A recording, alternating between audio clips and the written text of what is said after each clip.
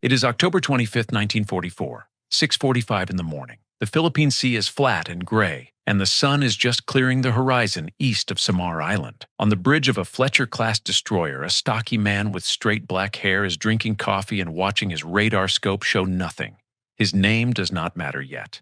What matters is what he said 11 months ago, the day this ship was born. He had stood on the fantail in Seattle just below the barrel of the No. 5 gun and told his crew, "This is going to be a fighting ship. I intend to go in harm's way, and anyone who does not want to go along had better get off right now." Nobody got off. And now, 17 nautical miles to the northwest, an ensign in a torpedo bomber is screaming into his radio that he can see pagoda masts. He can see the biggest battleship he has ever seen. He can see the entire Japanese center force, 4 battleships, 6 heavy cruisers, 2 light cruisers, 11 destroyers, bearing down on 6 unarmored escort carriers and 7 small escorts, with nothing between them and 130,000 American soldiers on the beach at Leyte. The man on the bridge sets down his coffee. He does not call his commander. He does not request permission. He gives a single order: all hands to general quarters. Prepare to attack major portion of the Japanese fleet. Then he turns his 2,100-ton destroyer directly toward a 72,000-ton battleship, and he does exactly what he promised he would do. His name was Ernest Evans, Commander, United States Navy, half Cherokee, quarter Creek, born dirt poor in Pawnee, Oklahoma, in 1908. He was 36 years old. His ship was the USS Johnston, hull number DD-557. And what he did in the next 3 hours is what the historian James Hornfisher called the greatest upset in the history of naval warfare. This is a story that deserves to be told. It is a story about a man who made a promise on the day he took command of his ship and kept it with his life. It is about what happens when a person decides, before the crisis, before the fear, before the shells start falling, exactly who they are going to be. And it is about the fact that almost nobody knows his name, but that is going to change because the evidence is overwhelming and the record speaks for itself. To understand Ernest Evans, you have to understand the morning of October 25th, 1944, and the catastrophic decision that put his ship in the path of the most powerful surface fleet afloat. The Battle of Leyte Gulf was the largest naval engagement in history. More than 200,000 naval personnel, nearly 300 ships, 1,800 aircraft spread across 100,000 square miles of ocean. The Japanese plan was desperate and brilliant. Vice Admiral Ozawa would take 4 aircraft carriers north as bait, carriers with almost no planes, sacrificial decoys, to lure Admiral William Halsey's Third Fleet away from San Bernardino Strait. Once Halsey was gone, Vice Admiral Takeo Kurita's center force, the heavy iron, the battleships and cruisers, would pour through the unguarded strait and destroy the American landing force at Leyte. It worked. Halsey took the bait completely. At 1950, on October 24th, he turned his entire fleet, 65 ships, including 6 fast battleships and all his carriers, north to chase Ozawa's empty decoys. He left not a single vessel to guard San Bernardino Strait. Not a destroyer, not a patrol boat, nothing. The communication failure made it worse. Earlier that day, Halsey had sent a preliminary message about forming Task Force 34, 4 battleships, to guard the strait. Vice Admiral Thomas Kincaid of the 7th Fleet intercepted it and assumed the force had already been formed. It had not. The clarification that it would only be formed when Halsey directed it was sent by voice radio that Kincaid's ships could not receive. So when Kurita's center force completed transit of San Bernardino Strait, just after midnight on October 25th, there was nobody there. The historian Samuel Eliot Morrison wrote that Kurita's force was amazed to find nobody there to fight. They steamed south at 20 knots along the coast of Samar, directly into the path of Taffy 3.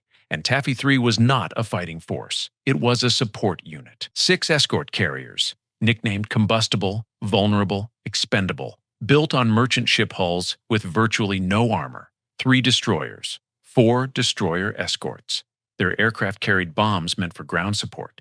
and depth charges meant for submarines. They had nothing designed to hurt a battleship. They were not supposed to be here. And here is where the story of Ernest Evans becomes something more than a battle narrative. Evans grew up in the Muskogee, Oklahoma area at a time when prejudice against Native Americans was severe and open. Robert Schneller of the Naval Historical Center wrote that Evans beat what seemed like impossible odds and intense prejudice to become a naval officer. His family was poor. His father was a streetcar motorman. The historical record suggests Evans's white grandfather had married a Creek woman to gain control of her land allotment, then divorced her and disowned their son, Evans's father. That is the world Ernest Evans came from. He graduated from Central High School in Muskogee in 1926, a nearly all-white school. His yearbook caption read, "The courage of his convictions." He was 17 years old.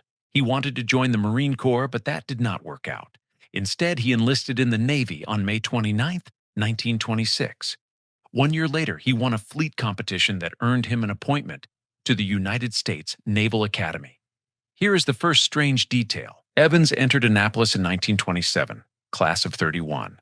His classmates nicknamed him Chief, partly for his heritage, partly for the way he carried himself.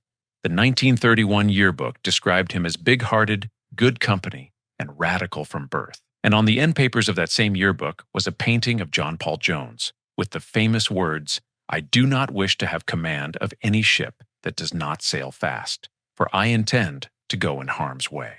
Those words sat in the back of Ernest Evans's mind for 12 years. When he finally got his own ship, he quoted them almost verbatim. The experience that forged him came early in the war. Evans served as executive officer of the destroyer USS Alden during the Battle of the Java Sea in February 1942, a catastrophic Allied defeat. The American, British, Dutch, Australian fleet was destroyed. Evans's ship survived only because his destroyer division escaped through Bali Strait to Australia in the darkness. Thomas Cutler, writing in Naval History magazine, documented how that experience burned Evans to the core. The shame of turning his ship's tail to the enemy and retreating in the night. Evans swore it would never happen again. He took command of Alden, served through 1943, and then received the assignment that would define his life. He was ordered to supervise the fitting out of a brand-new Fletcher-class destroyer, hull number 557, at the Seattle-Tacoma shipyard. On October 27, 1943, the ship was commissioned USS Johnston. Evans addressed his crew from the fantail. "This is going to be a fighting ship. I intend to go in harm's way, and anyone who does not want to go along had better get off right now." Then he added a second line that went directly to Java. "Now that I have a fighting ship, I will never again retreat from an enemy force." Boatswain's mate Bob Hollenbaugh remembered being unimpressed. Just words. But gunner's mate Lloyd Campbell was convinced the captain meant every syllable. In less than a year, both men found out who was right. Evans's executive officer, Lieutenant Robert Hagen, left the most vivid description of the man. The skipper was a fighting man from the soles of his broad feet to the ends of his straight black hair. He was an Oklahoman and proud of the Indian blood he had in him. We called him, though not to his face, the Chief. The Johnston was a fighting ship, but he was the heart and soul of her. Hagen also wrote that Evans was a captain who could strike fighting spirit from his men the way steel strikes spark from a flint. I think that detail matters more than most people realize. It tells you everything about what was about to happen. At approximately 7:10 on the morning of October 25th, with Japanese shells already bracketing the escort carriers in brilliant pink, greenish yellow, and blood-red splashes, the Japanese dyed their shells different colors so spotters could identify which ship's rounds were landing. Evans made his decision. No consultation, no request for orders. He brought Johnston to flank speed and turned directly into the teeth of the Japanese fleet. His order to the crew was almost absurdly understated. All hands to general quarters. Prepare to attack major portion of the Japanese fleet. Hagen, in his gun director above the bridge, opened fire on the nearest heavy cruiser at 18,000 yards, walking a 200-yard fire ladder across the bow of the heavy cruiser Kumano. Johnston's 5.5-inch guns fired more than 200 rounds in 5 minutes, scoring roughly 40 hits on Kumano's superstructure. The hits were so accurate that Kumano could not return effective fire. At 7:20, Evans gave the order: "Fire torpedoes." Johnston launched all 10 fish in a single spread, then whipped around and began retiring behind smoke. Torpedo man Jim O'Gorick later reported to Hagen in the water, "Mr. Hagen, we got off all 10 of them torpedoes, and they ran hot, straight, and normal. At least one torpedo struck Kumano and blew off her entire bow. Her speed dropped to 12 knots in reverse. She was finished, and the cascade effect was devastating. Heavy cruiser Suzuya stopped to assist Kumano, was caught stationary by aircraft, took near misses that detonated her own torpedoes, and sank that afternoon. Two heavy cruisers removed from the fight by one destroyer's single torpedo run." I want to pause on what Evans had just done. A 2,100-ton destroyer had charged a formation that included the 72,000-ton Yamato, the largest battleship ever constructed. Each of Yamato's three main gun turrets weighed more than the entire Johnston. Evans closed to under 10,000 yards, scored hits, launched torpedoes, and crippled a heavy cruiser, without orders, without hesitation. Hagen later wrote something that I think captures the moment perfectly. He said he could see the man from his station in the gun director above the bridge, and that he could swear Evans's heart was grinning as he went into battle. And then it got worse. Shortly after the torpedo launch, Johnston took a catastrophic salvo. Modern scholarship by researcher Robert Lundgren has corrected the original attribution. Those shells almost certainly came from Yamato herself, not from the battleship Congo, as Hagen originally believed. Three 18-inch armor-piercing shells, the largest naval shells ever fired in combat, struck Johnston aft, cutting her speed from full to 17 knots, destroying 3 of her 5-gun turrets and knocking out the after-engine room. The shells overpenetrated without fully detonating. Armor-piercing rounds designed for battleship armor passed clean through Johnston's unarmored hull. That is the only reason she was not destroyed outright. 3 6-inch secondary shells followed immediately, tearing into the bridge. Lieutenant Pliska was killed outright. Lieutenant Bechdel was fatally wounded. And Evans, 2 fingers were shot off his left hand. Shell fragments ripped his neck and face, and all but the shoulders of his shirt were blown away. Hagen described what he saw. The skipper was standing bareheaded and bare-chested. His helmet and all but the shoulders of his shirt had been blown away. The hair on his chest was singed, and blood was gushing from his left hand where 2 fingers had been shot away. Evans wrapped a handkerchief around the stumps and refused medical treatment. His words, "Do not bother me now. Help some of those guys who are hurt." And here is the moment that separates Evans from every other commander in this story. He did not withdraw. He did not seek cover. With his ship crippled, 3 turrets gone, speed halved, 2 fingers missing, and blood running down his bare chest, Evans took Johnston back into the fight. He joined the second torpedo attack to provide fire support. When he saw the escort carrier Gambier Bay taking hits from a heavy cruiser, he ordered Hagen to engage the cruiser and draw its fire onto Johnston instead. Hagen's private reaction tells you everything. He thought, "Surely you jest. A crippled tin can engaging in a deliberate slugging match with a heavy cruiser." But Hagen did not hesitate, and neither did Evans. Johnston engaged Congo at 7,000 yards. She engaged the cruiser Chikuma to draw fire from Gambier Bay. And then, around 8:45, Evans did something that may have saved the entire task unit. A column of Japanese destroyers was moving into torpedo range of the escort carriers. Evans turned Johnston directly into them, scoring 12 hits on the lead destroyer and 5 on a second, breaking up the attack. A crippled destroyer steered by hand from the fantail, with 2 turrets and 17 knots, scattered a Japanese torpedo squadron. A lot of these stories do not get told anywhere else. Subscribing helps make sure we can keep telling them. Now, back to Evans. When the bridge became untenable from fires and exploding ammunition, Evans moved his command position to the fantail, the very stern of the ship. All power to the steering engine was gone. The rudder had to be turned by hand, by men in the after steering compartment heaving against the heavy mechanism. Hagen described it. A terribly difficult thing when your heavy rudder is bucking the sea. Their strongest-backed men sweated like slaves over the rudder, changing shifts every 15 minutes. Evans stood on the open fantail, shirtless, bleeding, and shouted conning orders down through an open hatch to those men for approximately the last hour of the battle. And then came the wave. When the second wave of American ships passed the mangled Johnston en route to make their own attacks, Lieutenant Commander Robert Copeland on the destroyer escort Samuel B. Roberts looked across the water and saw Evans on the fantail. The historian Thomas Cutler documented what happened next. Evans was stripped to the waist and covered in blood, 2 fingers gone, shouting orders into the hatch. As Johnston steamed past, Evans looked up at Copeland and casually waved. Copeland returned the gesture. He did not realize at the time that he was waving farewell to Evans forever. I want to slow down here, because the numbers deserve more than numbers. By 9:30, Japanese destroyers were circling the crippled Johnston, Hagen's words, like Indians around a prairie schooner, a jarring metaphor given that the man they were killing was Cherokee. The last engine died. Johnston was dead in the water. At 9:45, Evans gave the saddest order a captain can give. Abandon ship. Johnston rolled over and sank at 10:10.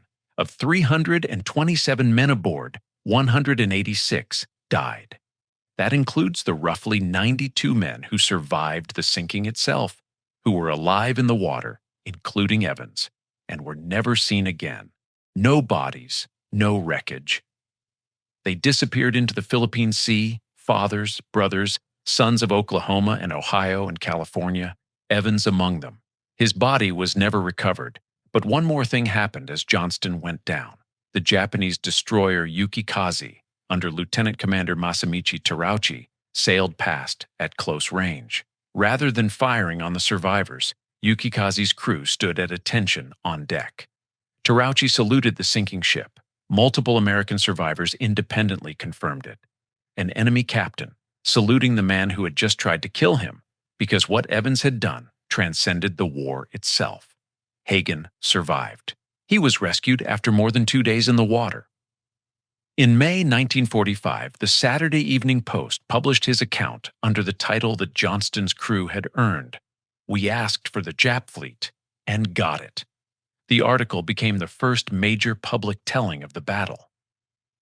In it, Hagen wrote something that I believe is the single best assessment of Evans ever put on paper.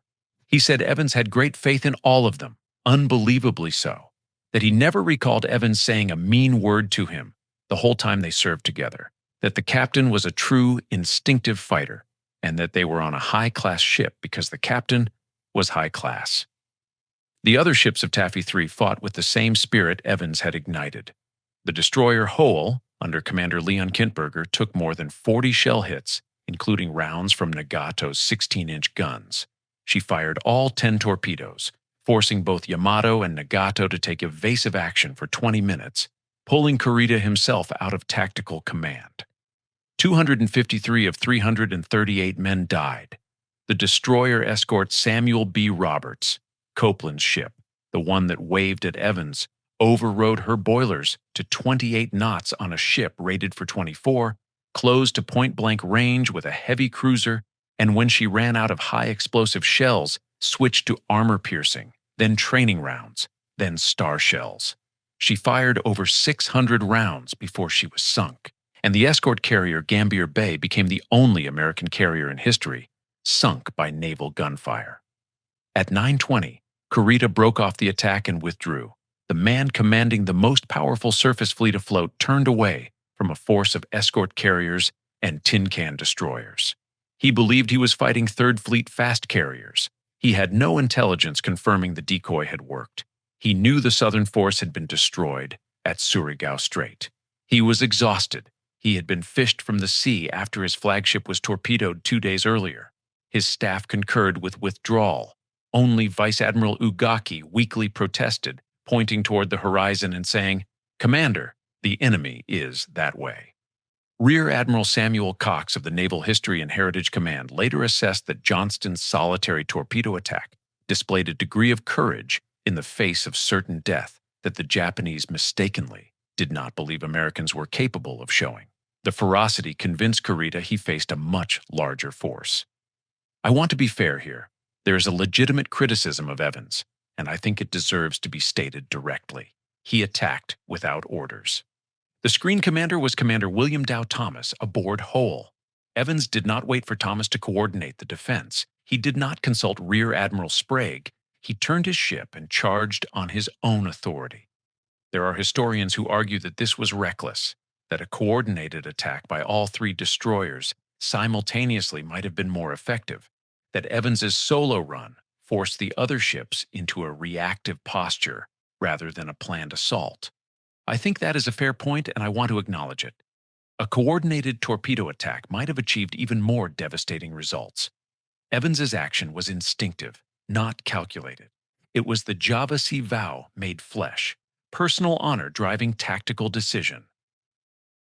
And in a different context, a commander who ignores the chain of command and acts on personal impulse is a liability, not a hero. But here is the difference. Sprague had just ordered the escorts to generate smoke. He had not yet ordered a torpedo attack because the situation was still developing. Evans read the tactical reality faster than anyone else in Taffy 3. His solo charge bought critical minutes for the carriers to launch aircraft and reach a rain squall. And his attack did not prevent coordination. It inspired it. Howell, Heerman, and Samuel B. Roberts all followed within minutes. Thomas ordered the general attack at 7:16, 6 minutes after Evans had already begun his run. Evans was not disobeying an order. He was anticipating one. And in my view, that is the difference between recklessness and tactical instinct operating at the speed of combat. Here is where I land on Ernest Evans. I believe he is the most consequential destroyer captain in American naval history. Not the most famous, not the most decorated during his lifetime, the most consequential. Because what he did at Samar did not just save Taffy 3, it saved the Leyte invasion. The United States Army's official history stated that had Kurita's force reached Leyte Gulf, the American invasion would in all probability have experienced a setback of incalculable proportions.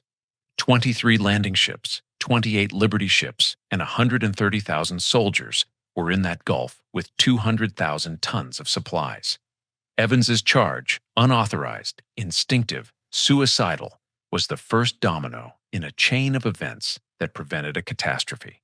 Samuel Eliot Morison, the Dean of American Naval Historians, wrote that in no engagement of its entire history has the United States Navy shown more gallantry, guts, and gumption than in those 2 morning hours off Samar. I think he was right, and I think Evans was the reason, not the only reason, Kintberger died fighting. Copeland fought like a man possessed. Sprague held the formation together, but Evans moved first. He set the tone. He established that the response to impossible odds was not survival. It was attack. Every ship that followed him into the fight was following the standard he set in the first 60 seconds. Evans was posthumously awarded the Medal of Honor, the first Native American in the United States Navy to receive it.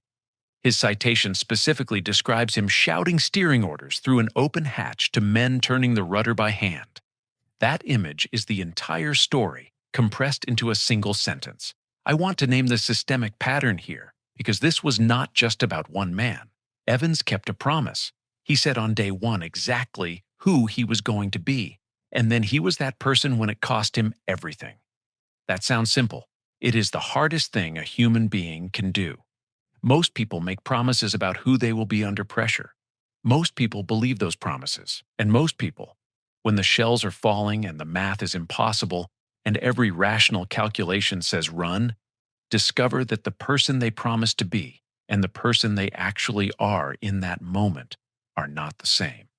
That gap between the promise and the reality is where character lives. Evans had no gap. He said he would go in harm's way. He went. He said he would never retreat. He charged. He said his ship would fight. His ship fought until it sank beneath him.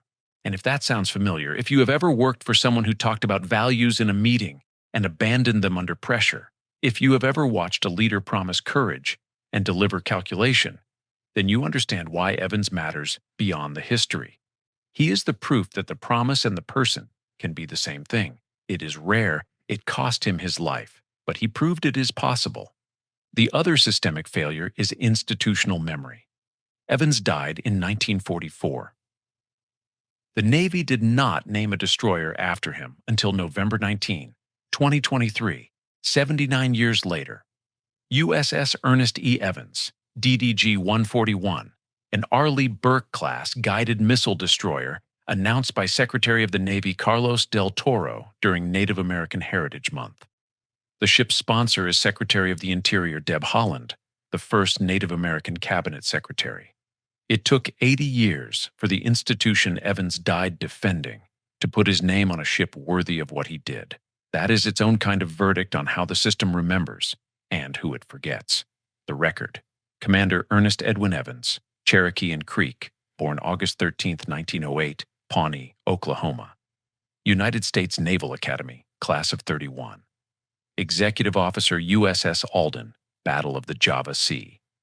Commanding Officer USS Johnston, from commissioning to sinking, 11 months and 28 days.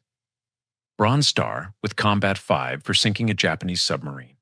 Medal of Honor, posthumous, for actions off Samar. His torpedo attack crippled one heavy cruiser and caused the loss of a second. His gunfire broke up a Japanese destroyer attack on the escort carriers. His ship fought for 3 hours against a force that outweighed his entire task unit. 186 of his men died. Evans was 36 years old. Hornfisher's assessment stands as definitive. He called Samar the greatest upset in the history of naval warfare. Morrison said no engagement in the Navy's entire history showed more gallantry. Fleet Admiral Nimitz wrote that the survival of Taffy 3 was nothing short of special dispensation from the Lord Almighty. Rear Admiral Samuel Cox, the current director of Naval History and Heritage Command, said Evans was his childhood hero, and that Evans was the reason he joined the Navy. In March 2021, the deep-sea exploration vessel Limiting Factor, piloted by retired Navy Commander Victor Vescovo, found Johnston at 21,180 feet, then the deepest shipwreck ever discovered, 4 miles down in the Philippine Sea. The forward two-thirds of the hull sits upright on the seafloor. The bridge is intact. Shell holes from Yamato's secondary battery are visible beneath where Evans commanded, and the forward guns are still trained to starboard, toward the enemy ship she faced before going down. The hull number, 557, is still bright white on both sides of the bow after 77 years in total darkness, under pressures that would collapse a submarine. In June 2022, Vescovo's team found the Samuel B. Roberts even deeper, at 22,621 feet. Copeland's ship, the one that waved at Evans, resting beside him in the deepest water on Earth. Evans's name is inscribed on the walls of the missing at the Manila American Cemetery, among 36,000 Pacific fighters whose bodies were never recovered. In Muskogee, Oklahoma, the town where a Cherokee kid graduated from an all-white high school with the yearbook caption, "The Courage of His Convictions," a bronze bust was unveiled on October 25, 2022, exactly 78 years after his death. A retired Air Force officer who organized the memorial noted that Evans had never been honored in his hometown. And I keep coming back to the wave. Evans on the fantail. Stripped to the waist, covered in blood, 2 fingers gone, shouting orders into a hatch to men turning the rudder by hand. And when Copeland's ship passes close enough to see him, Evans does not shout for help. He does not signal distress. He looks up and casually waves, the way you wave at a neighbor on your way to work. Copeland waves back. Neither man knows it is goodbye. At the start of this video, that wave is just a detail, a man in a bad situation acknowledging a colleague. But now you know who Ernest Evans was. You know the yearbook caption, you know the commissioning speech, you know the Java Sea shame that drove every decision he ever made. You know the promise. And now, that wave is something else entirely. It is a man who has already decided how this ends and is at peace with it. It is the last act of a person with no gap between the promise and the person. That is the record. What you do with it is up to you. If this story meant something to you, consider subscribing. It is how we know these stories are reaching the right people.